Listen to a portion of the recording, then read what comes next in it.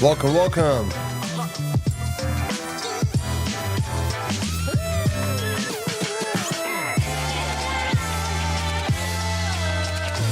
J&A Transport on Instagram. It'll be a short show today. Thank you for stopping by. I think it's going to be a good one. Jump packed. I think a lot of people are going to get a lot of information today. Over the years, I've received a lot of questions from Canadians specifically about working in the U.S. We'll try to get that answer today.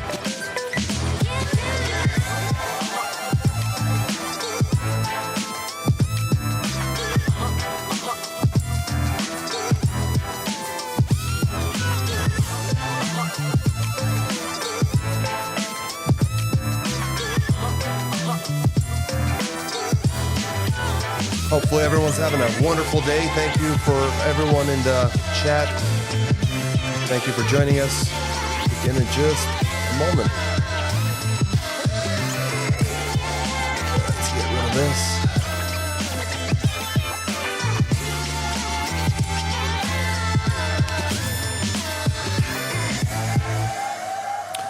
All right, thank you guys. That was one hell of an intro.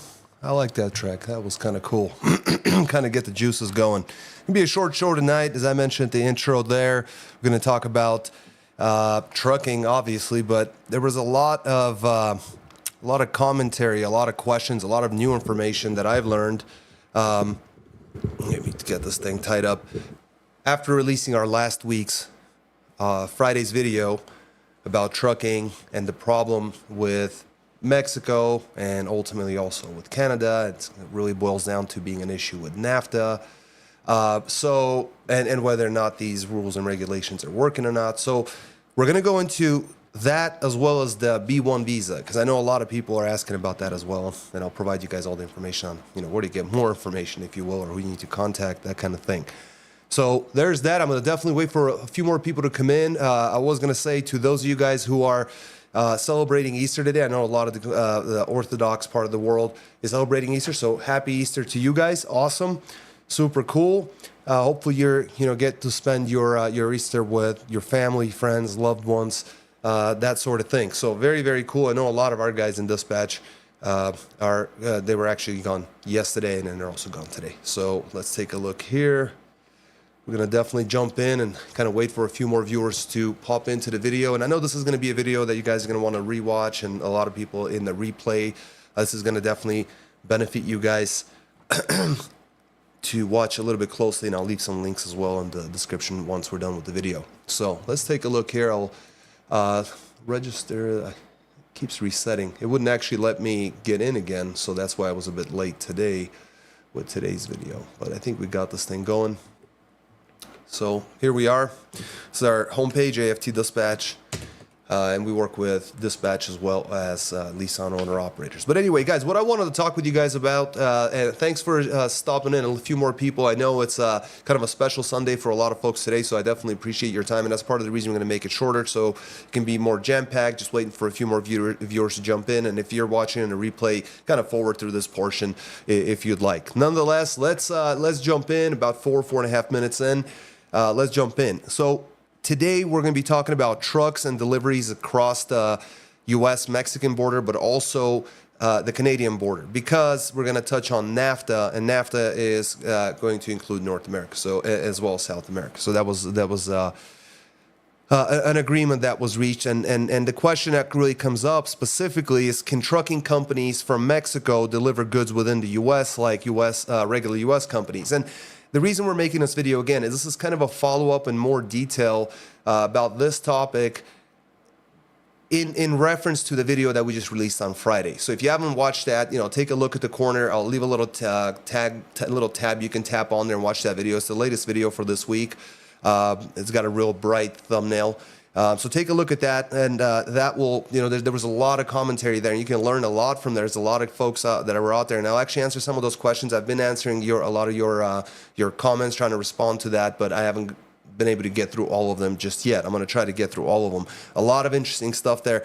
And, just to kind of clear up a couple of things, when we when I had mentioned that it wasn't something that I knew, no, I didn't know about cabotage. I've never heard of that term before, and I thought the gentleman was mistaken. But actually, I was the one who was mistaken. But the thing is, I've run into this since the beginning of starting to dispatch trucks years and years and years and years ago.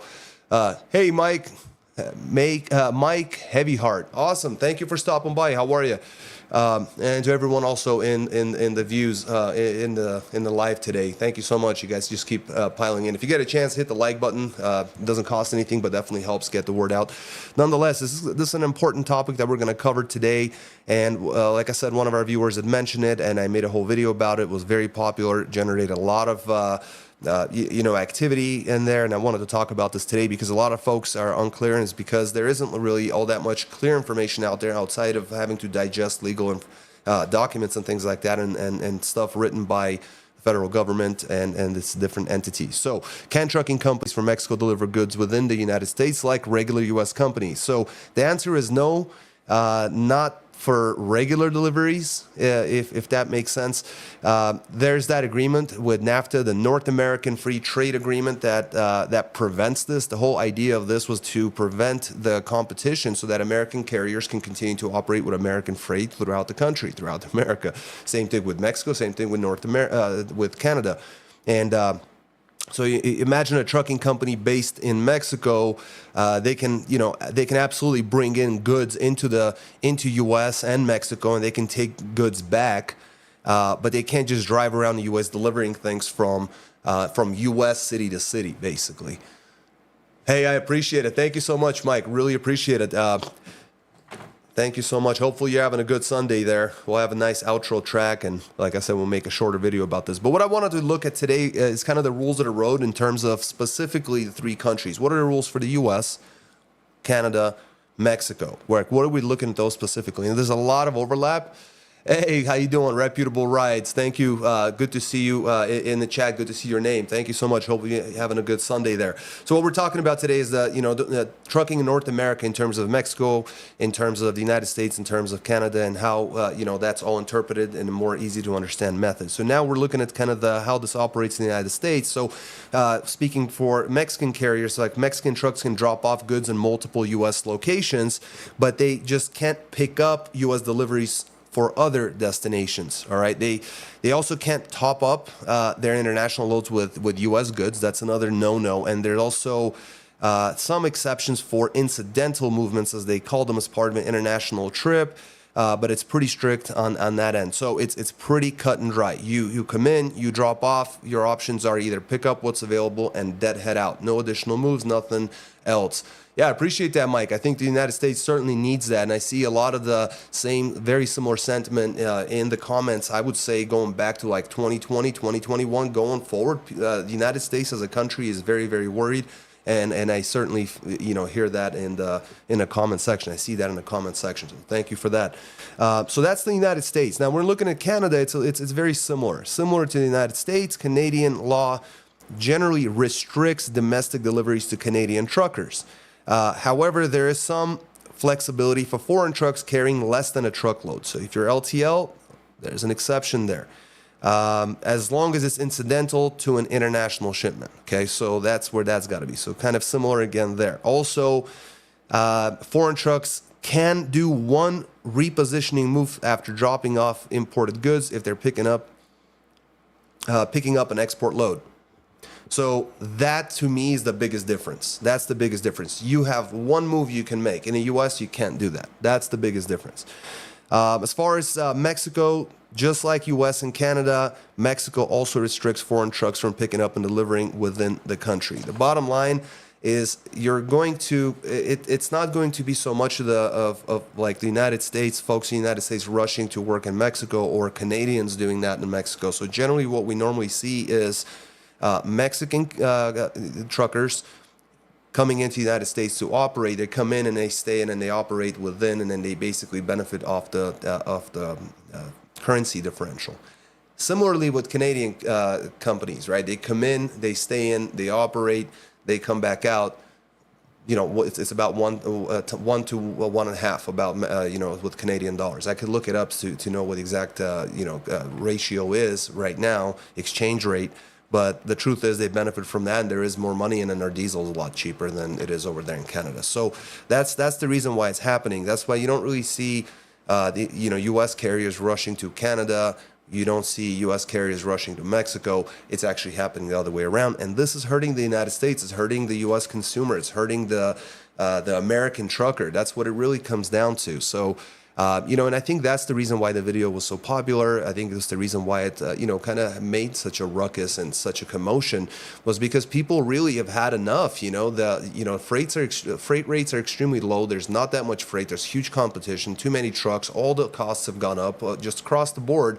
And now you're telling me that the availability of freight that we were just talking about maybe a couple weeks ago, saying that should improve in Laredo and other areas along the border because there's going to be a lot more companies building over there. It's going to be more nearshoring and things like that. It's a good thing from start to finish for American truckers. And then even that the rug gets pulled out from under the American trucker, and that gets taken care of. I mean, we saw in the comments, like I said, I haven't gone through all of them, but I've seen nearly all of them at this point, even though I haven't responded, but just yet. But the thing about it is, a lot of folks are quoting dollar amounts, rates, and we also know those dollar amounts and rates because our dispatchers are looking at the boards all day long, as well as emails, every other source that you can get the loads to come in. They're looking at that, and they're seeing the markets dwindle. So there's definitely something about it. Mike Heavy Heart says, the way that I understand in NAFTA, it was to help U.S. of A. neighboring countries. It ended up mainly in China. Yeah, so there is some of that too. I mean, only because of how much money we have spent in China as an underdeveloped country, as a nation. I mean, they would become a first world country, but we still consider it a third world country. And based on that presupposition, we were able to send massive amounts of money and build up their economy. And in turn, we would buy the trinkets, basically, right? And that created that as being part of that, kind of product life cycle. And so in that sense, NAFTA really didn't take China. It was just a way for freight to be able to arrive throughout these three countries as an arrival point in the United States, as far as Canada, United States, and Mexico. But unless I'm misunderstanding, I may be misunderstanding what you stated there. So, guys, a real quick thing here, just a quick shout out. As you guys know, I always talk about it. We'll make this super short because it's really, really clear. We offer two services, super simple. It's a dispatch service that's all inclusive. Everything's included. As long as you have your own MC, as long as you have, a company that's clean, you have the willingness to work. You want to go out there, work for a week, 10 days, 2 weeks, or longer. You really just want to be working at least 10 days, 2 weeks, or longer. Really nothing less than that is really going to suffice in this market. But if you're willing to let go of the reins a little bit, if you're willing to kind of loosen up and let our guys take care of it. We've been doing this for over a decade. Our guys are very, very we're very established, and we're very experienced. Our dispatchers have been through multiple different ups and downs. So on that end, at least you're going to be taken care of. We'll handle paperwork, packets, insurance certificates, all the credit checks. We handle billing and invoicing. Basically, the whole 9 yards gets taken care of for you by very experienced staff. And the lease operation it goes through A2C Logistics, another really good company. Worked with them for the last 4 years or so, I want to say, 4+ years.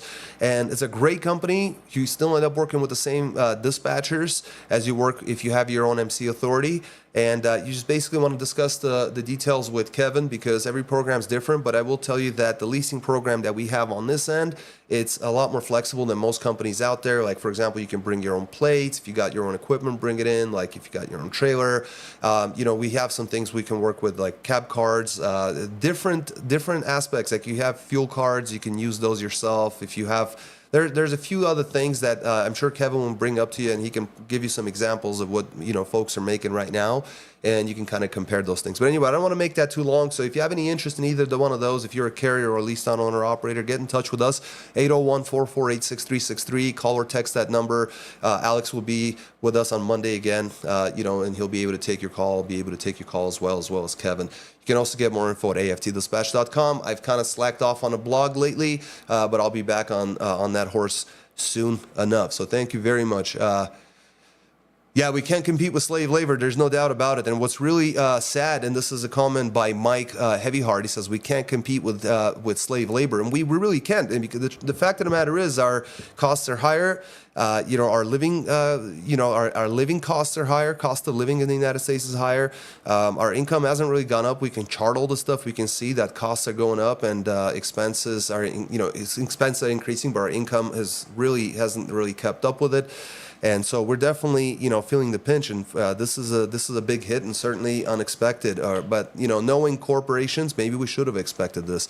Mike continues to say that NAFTA was designed to bring them up to our level, but it's taken down to their. That's exactly it. Mike, you're absolutely right. That's exactly what a lot of these agreements, these international agreements, were made to do. That's where a lot of this charity money and kind of like venture capital from the side of the United States has been.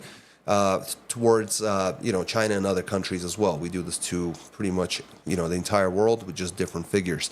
But the second portion of this video, and then it looks like Charles Reitmeyer said, "I'd like to chat. I don't have an authority." It sounds like you don't lease on without that or not.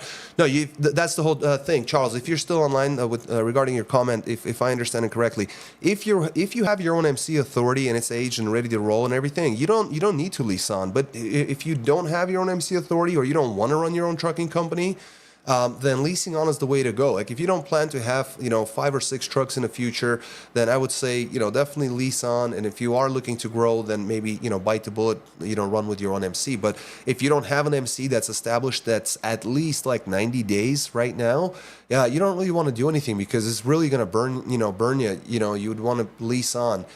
Instead, unless you're really close, you want to get there because things will start opening up around 90 days. They'll start to look a little bit better. So hopefully that kind of clears that up. So if you have your own MC authority, we have a dispatch service.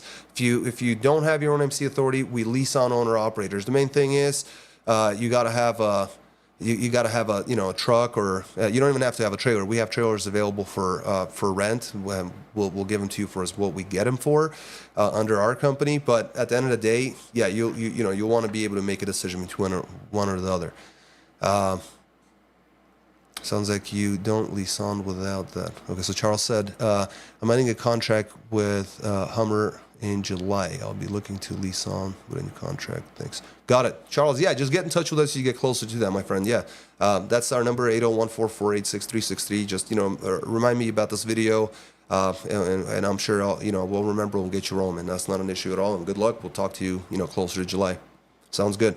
Guys, in the second portion of the video, thank you again for all the viewers. We're going to go to the second part of this because this is just as important. This is the B as in boy, B1 non-immigrant short-term visa. So this is for basically Mexican nationals or going to be for Canadian nationals. So the B1 visas are for short-term business trips. Okay, so that's the most important thing. This means that drivers can use them for international deliveries, but not regular U.S. jobs. Okay, so I've ran into this many times with Canadians. Canadians, at one point, we made some videos that went on fire that were related to Canada. A lot of Canadian folks jumped into that video. We had a lot of conversations over the phone, chat, text, all this other stuff. And they all want to come down and say, man, we'll come out here. We'll work for 3 months nonstop. You want to hear from us, we'll take whatever, because it all makes sense for them, right? The thing is, besides having, in terms of leasing them on or bringing them on and leasing them on, there are a lot of employment laws that have to be worked out, a lot of documentation and paperwork that needs to be handled, and is very difficult to get. That's the reason why it's so hard for those companies or for those people to join American companies. If you're trying to do an MC and you have a Canadian MC, you still can do it with the United States, but what you're going to have to do is open up a dual authority. However, you're basically going to have to do the very same thing you would have done otherwise had you leased on with an American company, because you're still going to have authorization to work. So you'll have to be able to produce and issue a W-9 basically. Okay, so along with, I believe, a W-9, and I believe some tax documents as well. You guys do what's called, I think it's called a 1098 Benny, I think is the one that's, I have some copies, I may be wrong, but I remember it was a B-E-N-E, Benny. And so there's a lot of other overlap that you guys would have to do. And that's the reason why, again, we don't see a lot of carriers from the Canadian side doing this. And that's the reason why the difficulty of doing this is made, that proliferated the problem that we're seeing, because people are like, screw it, we're just going to break the law because it's easier and hopefully we don't get busted. So that's the problem. And if our law enforcement or whatever is lax about it, then it tends to happen more and more and more, and ultimately just hurts trucking companies in America. So yeah, absolutely. All right, Charles. Well, thank you so much for that. So let's jump into the B1 non-migrant short-term visa. So it's a short-term business trips only. Think of it as a temporary permit, and the B1 visas, basically, they enter it for a specific purpose and then return home. That's the way it works. They can't stay indefinitely. They can't take jobs away from American drivers. And the rules are very, very strict. They can only transport goods entering or leaving the United States, not entirely within the United States. They can make multiple deliveries in the United States. If anyone has any questions about that, international carriers, when the drivers come in, they can make multiple deliveries in the United States, but all cargo must originate or end up in Canada or Mexico. Furthermore, kind of moving forward, some of the questions that I think that I've definitely heard as far as like trailer work. Can a driver pick up an empty trailer in the United States? The answer is yes, only if it's to haul goods to Canada or to Mexico. Can a driver drop off a trailer and pick up another trailer in the United States? Again, the answer is yes. As long as both trailers haul goods internationally, you're in the clear. And the third one is, can a driver deliver goods to multiple locations in the U.S.? And the answer to that, again, is yes, if all the goods are that come from or are going to be, again, Canada or Mexico. So there is that. And Mike is saying, look, regulations are killing, private businesses so much, so many headaches, and taking our sorry guys, something in my throat there. Something taking our, they keep taking our money, and that's what it comes down to. It's big government, over regulation. Laws being written by people that never spent a night in a cab. They've never been on a in a truck for a week. They've never spent a night in a truck stop next to a couple of reefers. So that's the thing. A lot of people, they have no idea. They write these laws, and then they do these longitudinal studies, or they just do generally studies for 3 to 4 years. They come up with the information and they say, oh, okay, well, our study results say that we screwed up. Let's go back to how things were. And in those 3-4 years, they put out 10% of the industry out of business, and it's ridiculous at times. It definitely can be. So, guys, the bottom line is that the B1 visas are for international trade, not domestic jobs. And just be aware that if you're hiring, or if you are, looking to be a non-immigrant national in the United States for work, be aware what the regulations are. And if you want to proceed with that, just be aware that you're gonna have to have B1 visas, and I would work on that right away. So can a driver pick up an empty trailer? You absolutely can, as long as everything's kind of being hauled correctly. Can you run them? As long as everything's international, you absolutely can do all those things. And I will even say this, that if you are interested in kind of the more nitty-gritty details, there are some regulations that you can find. Where I got this stuff was 2 places. So, actually, I looked through more than that, but the majority of this is, the meat and potatoes of this is going to be with the CBP, so the Customs and Border Protection, and then the U.S. Department of Transportation is going to have a lot of information on this as well. You guys can get all of that stuff out there. You'll probably end up having to hire an attorney, and just be aware, this is not legal advice by any means whatsoever. So yeah, thank you so much, guys, for stopping by for our video. If we didn't really have any callers, I didn't really even change the screen. Kind of a lazy day for me today. I do apologize for that. If we certainly can take phone calls. 801-448-6363. Just hit extension 3, and then we can definitely discuss anything that is on your mind. But today, I just wanted to really just talk about those 3 things. Alex is out, and I thought this might be useful to you guys, because the number of phone calls that I have received over the years, the number of conversations that I've received, that I've seen, were absolutely ridiculous. And honestly, there was, at a time, there was a lot of money that could have been made from freight. So, for example, having a the dual authority and being able to actually go in, not just turn around from Canada and come back. US to Canada, we could have made a lot of money, especially in logging. Like wood and stuff like that, and a lot of the forestry stuff. You could have come back with the stuff, a lot of stuff on the Washington end. You could have done that on the East Coast, just coming up from the northern part of the United States, northern Midwest, not Midwest, but the western side. You could come up and there were loads that were paying at the time $10,000 to $15,000, and it was just not a big deal. That's why a lot of truckers just turn around and come back out, because there was nothing available, or whatever was available, they couldn't really go further because they didn't have the authority to do so. And the same applies with American carriers, Mexican, and Canadians. It's just a matter of who's willing to break the rules, and how bad is it that you're willing to break the rules? How bad are the repercussions if you get busted? And at the end of the day, how bad does it hurt where you are to actually come out somewhere else and do such things?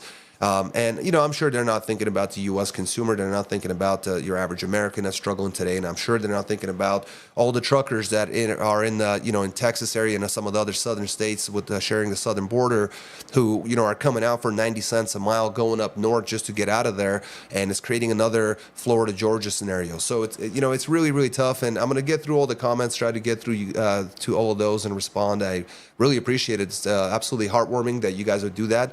Definitely, thank you guys for doing that. And I think I'll probably end there. I had a little bit of a track here for you, some music to play for you guys. And it looks like Jonathan saying, I tried to book a load this week with a broker, and they said, we're not setting up new carriers in California. Look at that. So they're back with the same trash, huh? So a lot of brokers, for a good hot minute, there was a good number of brokers who were refusing to do exactly that. Set up companies. They would work with internal rosters that were already set up. It didn't matter if you had a 10-year-old MC or not. If you had a clean and qualified under other metrics, didn't matter. There were also companies that said that you had to have 5 trucks or you had to have 10 trucks. So we ran into that. We've had companies that said we've had some ridiculous ones. We had one. Let me remember these. So we had one that was absolutely ridiculous, where they needed inspections, and the driver had inspections, but they still wouldn't set them up because they needed the inspection to have been done along a specific corridor. That's just incredible. So that's the craziest one I think that I've heard. That's the crazy ask from any police officer or a broker. So that's just ridiculous. They just probably didn't want to give us a load. So thank you very much, Mike Heavyheart. I hope to see you next week in the lives. Hopefully we'll have another banger in the videos, and me and Alex are getting ready to do a bunch of shorts for you guys. Should be more funny, some more just some stuff to break up the day. I know you guys have it tough right now, and there's a shortage of laughter and fun times. But for this week, what I'm gonna do, and I'm gonna let's see here. Is that still on screen? What I'm going to do is I'm going to play some music for you that's a little bit more lighthearted and relaxing, and hopefully that kind of improves your mood. We'll finish up the day, start anew tomorrow. Tomorrow's another day, and get this show on the road. See if I can figure out where this music is. It's doesn't want to do it. Maybe it's interesting. Well, very, very interesting. Maybe I won't have any music. Let's do this. I don't know what this is, but it's probably good.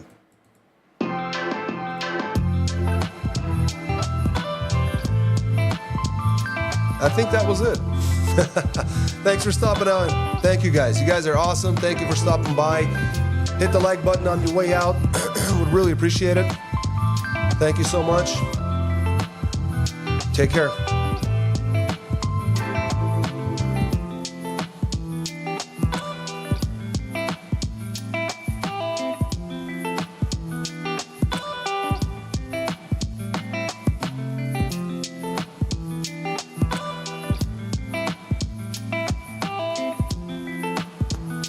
Music is a good thing, my friend.